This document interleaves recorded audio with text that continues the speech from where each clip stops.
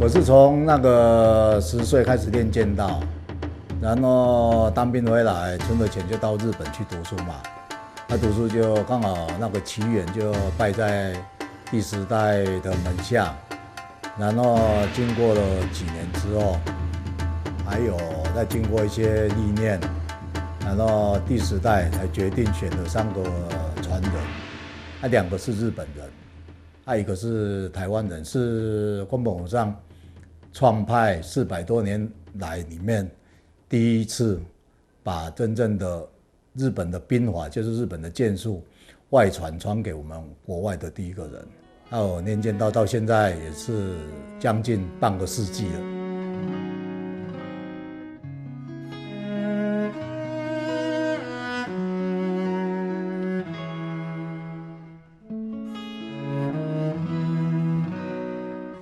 第1代Miyamoto Musashi，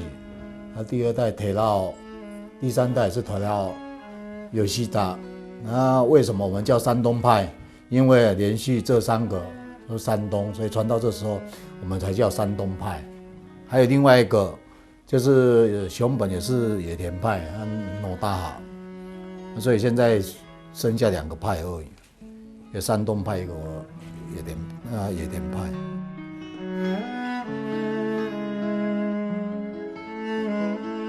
第8代叫做青木归菊男，他日治时代就是日本人来台湾嘛，台湾之后他就是住在那个台中，然后在台中的商专教剑道，那时候他是第8代，所以宫本武藏他晚年的那一支木刀就随身放在他的身边，因为那一支木刀就是信物。所以是代代相传，从宫本武藏一直传到第8代。那这个要是讲起来的话，这历史很长，你们可能会听不完。但是反正就是那一支木刀，反正都有那一支木刀的人，就是作为掌门人，就是我们像现在丐帮有个打狗棒，就像那一种意思。然后因为他们第2代宫本武藏的第2代也是3个传人，然后宫本一是他的义子，另外一个他只是得到一些。就是文笔那边的那个信物，那另外一个是得到什么我就不知道。但是我们这一派，我们叫山东派，就是从那个木刀以及刀法，就一直传到我们现在。所以那第8代他在日治时代被派来台湾，然后就在台中教书。然后因为日本第2次世界大战之后，日本战败嘛，他们要回去嘛，因为那一支木刀，他不敢随着他的身体带出去嘛，因为那时候那个我们的军队就是禁止日本人带所有那些有武器怎样，所以他怕那一支木刀会被没收，所以交代了他一个台湾的学生。因为时代的转变，宫本武藏的佩刀留在了台湾，二天一流这个门派便与台湾结下了浓厚的缘分。经过了那个台湾跟日本友好之后，然后他就想要回来拿这支木刀拿回去。那个学生也刚好是我台湾剑道的启蒙老师，所以那时候刚好也是昭和33年，就是1958年那一年，刚好他来拿回去。1958年也刚好是我出生的年，所以拿回去之后，第8代过去之后，又传给第9代，都在熊本。那第9代又搬来大分，就是日本的大分县，然后就从第9代又传给第10代，然后第10代之后，我就去那边读书，才认识第10代。所以第8代传给第9代，然后第9代传给第10代，他们都有讲这个故事，就是说那一支木刀就是代代相传的。结果现在已经因为从第2代、第3代也传到第8代，一直到第10代，他们现在为了要第11代变成3个人嘛，他们就是把那一支从今以后就放在那个大分县的宇佐神宫博物馆里面，就从此以后就不出来了。真正的黑檀木刀放在博物馆中，为了证明传人身份，第10代大师还是给了陈信环一组木刀作为信物。第10代为了感念那时候台湾的弟子替他保管的那一支木刀，所以现在传到日本之后，他们就不出来了。所以因为他要传给我第11代的时候，他就仿照那一支订了黑檀木刀，就是订了一对，就是作为信物就传给我，所以我才成为第11代。6、7、8、9、10。来，撒右边，左边。1、2、3、4、5、6、7、8、9、10。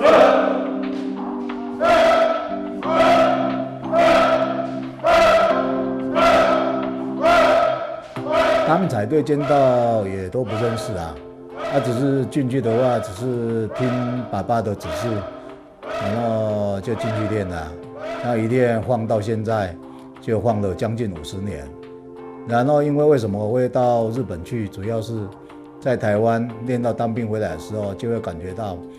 有某个境界没办法突破，所以因为有日本人时常来我们这边做剑道交流嘛。那剑道交流说奇怪，人家打了70、80岁，我们年轻20几岁都打不到人家，都摸没掉，所以那时候才说自己要深造，所以又到日本读书，存了一些钱，然后就过去之后到日本学了之后，才发现台湾的剑道跟日本的剑道真的是180度的不一样。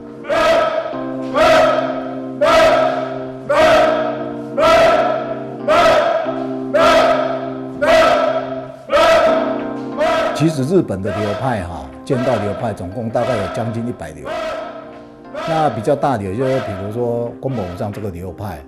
然后还有柳生心音流，那也是大流派，还有一刀流，还有什么梦想身川流，很多种流派。那比较有名的就是也是当然是宫本武藏他传到现在已经400多年了。那他们的宫本武藏，我们自己的刀法跟一般的那个刀法又不一样。为什么不一样呢？因为宫本武藏的刀法是几乎都是一刀毙命，没有那个像我们那个中国功夫有没有打了3天2夜分不出胜负，就差在这边。那宫本武藏的刀法，它主要是除了一刀毙命，它在读取，要读取对方的心。它最后的境界就是比如那个佛教，不是我要去杀你，也不是那个什么，硬要把你翻查给找，就是他进去逼你，你自己送进来的，那刀法是这样子。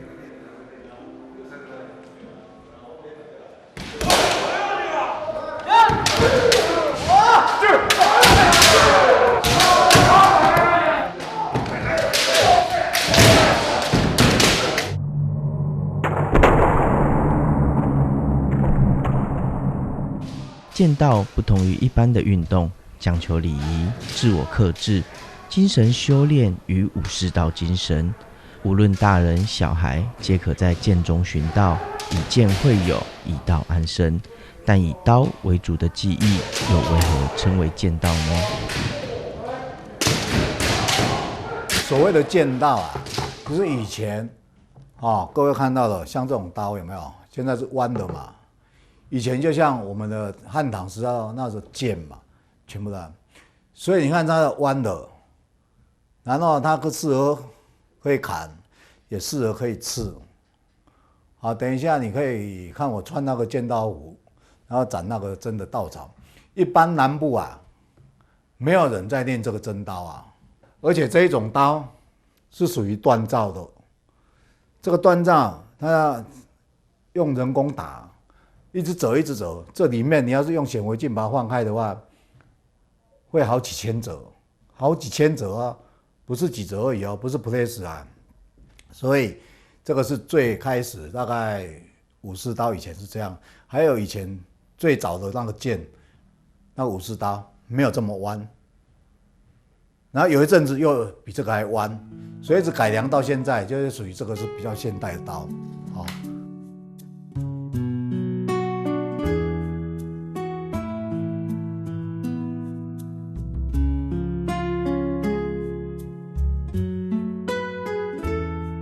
日本明明拿的是武士刀，那为什么不叫刀道？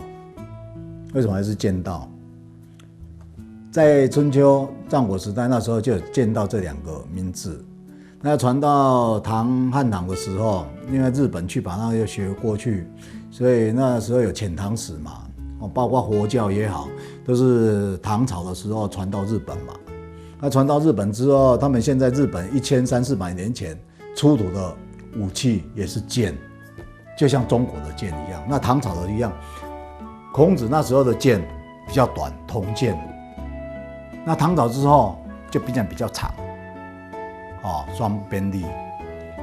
结果传到日本之后，现在日本出土的那个放在他们的博物馆里面的也是一样剑，跟中国的完全没有两样，汉唐的剑一样。那因为日本人那时候叫倭寇嘛，人比较个子矮小。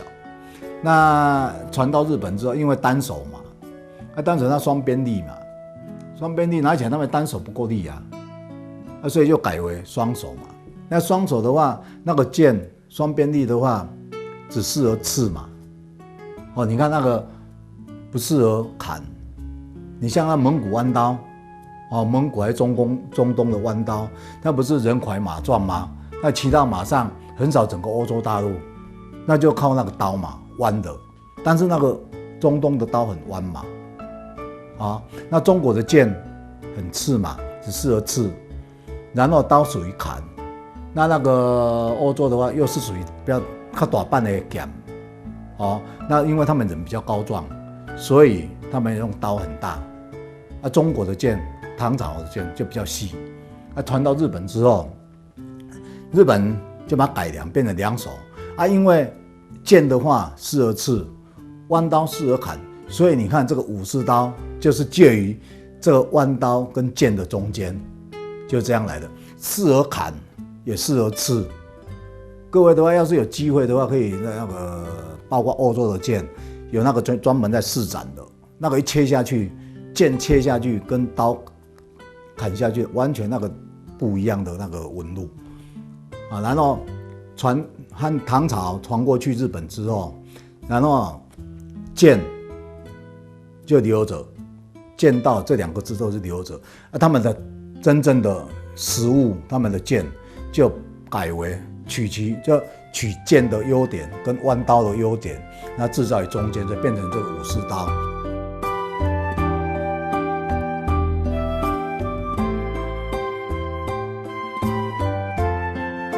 擅长吸收各式文化并加以改良发扬的日本人，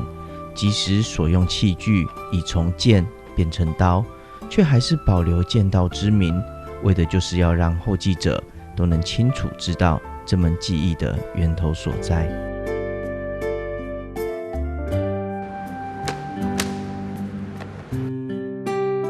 他们为什么现在还在剑道？因为把这个剑还是以前从那边演变过来的，道当然是留着。那你看看为什么要有那个道？就内涵，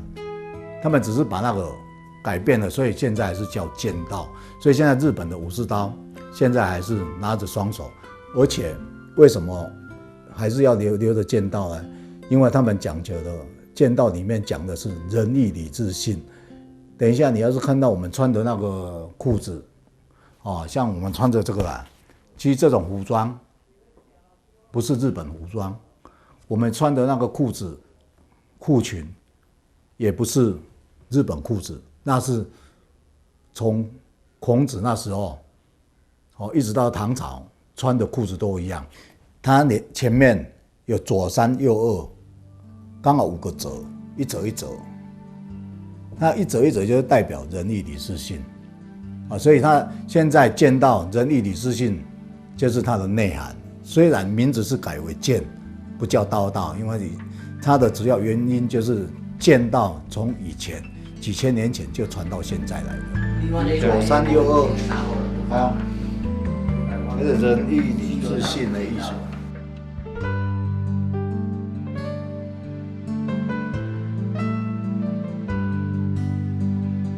剑道是始于礼，止于礼，就是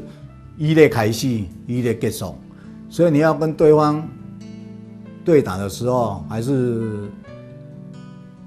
做练习的时候，都一定要先由理，以理开始，然后结束于理。就像在道馆一般，我现在在讲到现在的剑道啦，现在道馆，以前当然不一样啊，以前是正面来攻击的啊，不是从后面来的啊，所以现在剑道，所以现在留下来的为什么叫剑道，就是跟随他的仁义礼智信，然后一定要先跟对方敬礼，就尊重对方，而不是藐视对方，还要尊重对方，然后对方拿着竹剑，对方来对打，那结果就是现在啊，就要以理开始，以理结束，就要读取对方的心，读取对方的心，然后才是真正的剑道，而不是你打我，我打你，是这样子的。所以去剑道以前，敬礼以外，进入道馆以前一定要敬礼，出道馆也要敬礼，而且要打以前要打坐，打完之后也要打坐，这个全部都是要的。你没有达到这种境界的话，你要是以现在的运动，你们想一想，现在运动有哪一种会像剑道这样啊？打下去就拳就来了，什么就来了。那剑道的话，一定要先敬个礼啊，然后打完之后还是要谢谢你，谢谢你的指导，这样。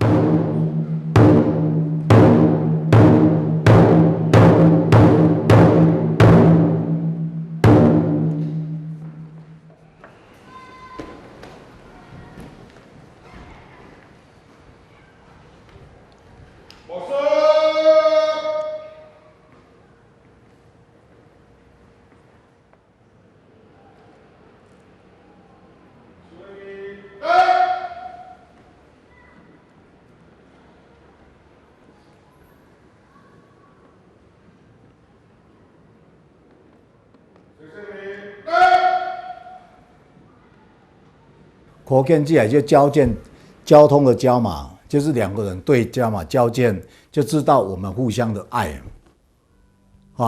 不可以说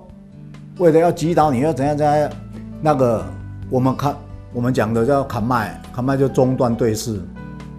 中断对视的话，我们交剑就无形中，当然啦，你说交剑之爱，也不一定每个人都是交剑之爱啦，有一些人看到你就拿起来，就像亚贡推要北拱真正的交剑之爱是什么呢？两个人剑对剑对视，然后眼睛看来看，然后这个交剑就会读取对方的心。比如剑道里面，不是我要杀你的，也不是我要打你，然后真正高深的人，很高阶段的人，我不打你，不让你死，不让你受伤，我也不要让你打到我但是我也不让你伤到我，那怎样呢？就是让你到时候你打到，你怎么出剑都打不到我嘛，你到时候会怎样？会累了累了变成五体投地而且你就知道我这样子对待你，不是纯粹就是要修你，而是让你了解我们心跟心的交流，所以我们在讲的叫做读取对方的心，就像我们电脑里面叫读取那一种意思。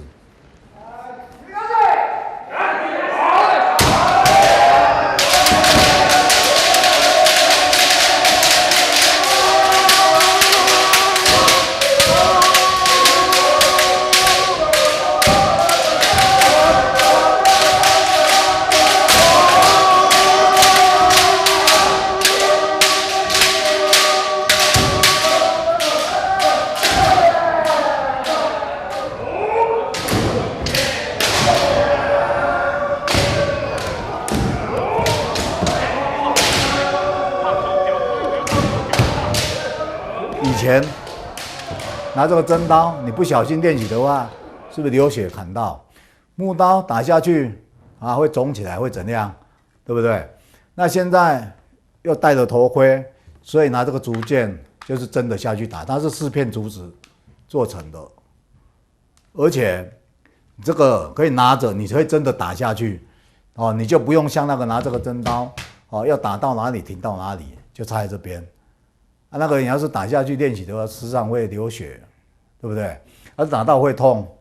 这个的话呢，你要穿出去，这个打都不会，它会有吸震力。而且这个竹子，你不要光看这个竹子呢，它竹子是4片组成的。一般的话，一支竹子可以做6片，4片的话4片的话，同一支竹子做出来的那个竹件最贵。而且你们也没有发现这个竹子这个有几个节，你们知道吗？你看，这1、2、3，这里还有4、5，正常的竹件要5个节，5节这节代表什么？人力理智性，就像我们在穿的裤裙那个一样，也是5个折，那个叫做人力理智性。这边的话叫做智人勇啊，所以现在拿竹剑就是可以实际的打下去，就不怕怎样。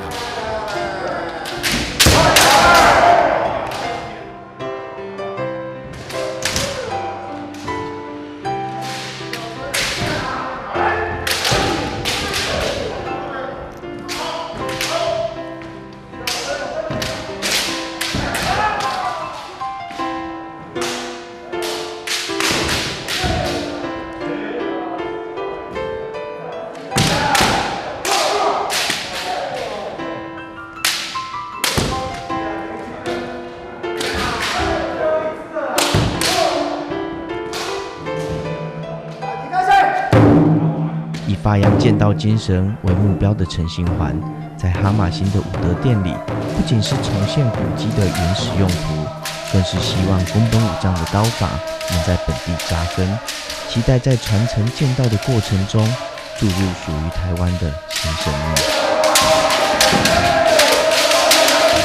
最初的经营的那个目的，就是除了发展剑道以外，我们其他的还有茶道、花道，还有一些就是太鼓，一些都是要配合这些。所以我们以前在讲的叫做6艺嘛。所以剑道的人，其实说真的啦，现在台湾练剑道的人，都只会拿竹剑打人。他们不知道，比如真刀、武士刀，一般练剑道的人拿竹剑，没有人能够拿真刀这样拔出来，马上砍掉，马上戳进来。那真正你要会剑道的人，除了真刀以外，还会竹剑，还有木刀，还有鼓舞道。所谓的鼓舞道，就是二天一流、宫本武藏流派，或者是柳生流，还是梦想神川流，还是一刀流，这个就叫鼓舞道，那你全部都要练。那现在的人就是只会练竹剑的剑道，就穿得护具，你打我，我打你。所以这个剑道就是会把一些中心思想、剑道真正的内涵一些东西都把它忘掉，所以到时候这个剑道也变成运动一个。我们这边就是除了竹剑以外，还有鼓舞道，而且还有花道，还有其他一些以前我们在办是这样子。那所以因为有这一种艺文活动，所以才会持续下去。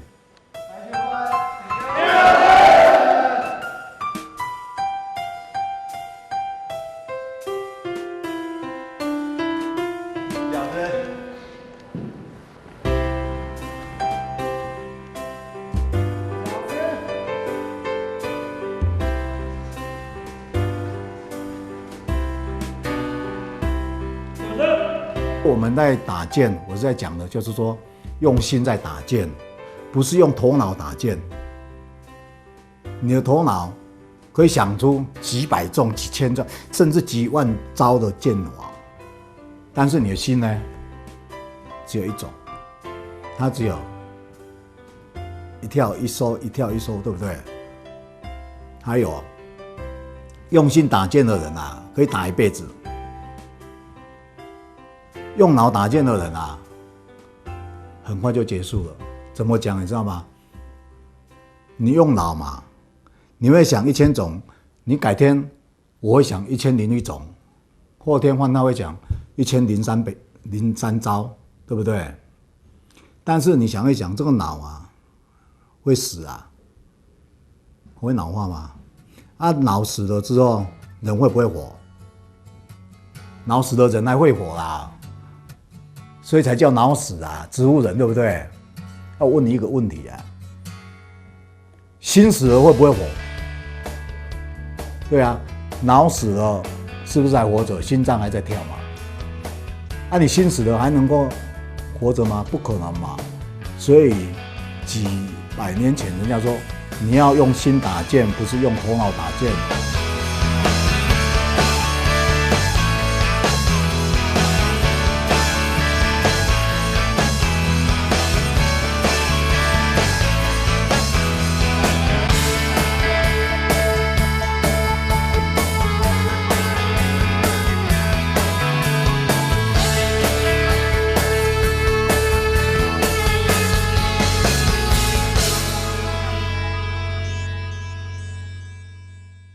南台湾最强制作团队锁定台南、高雄53万收视户，强力放送广告行销、影片直播、活动规划，就洽 Home Plus 中嘉南平台数位内容中心。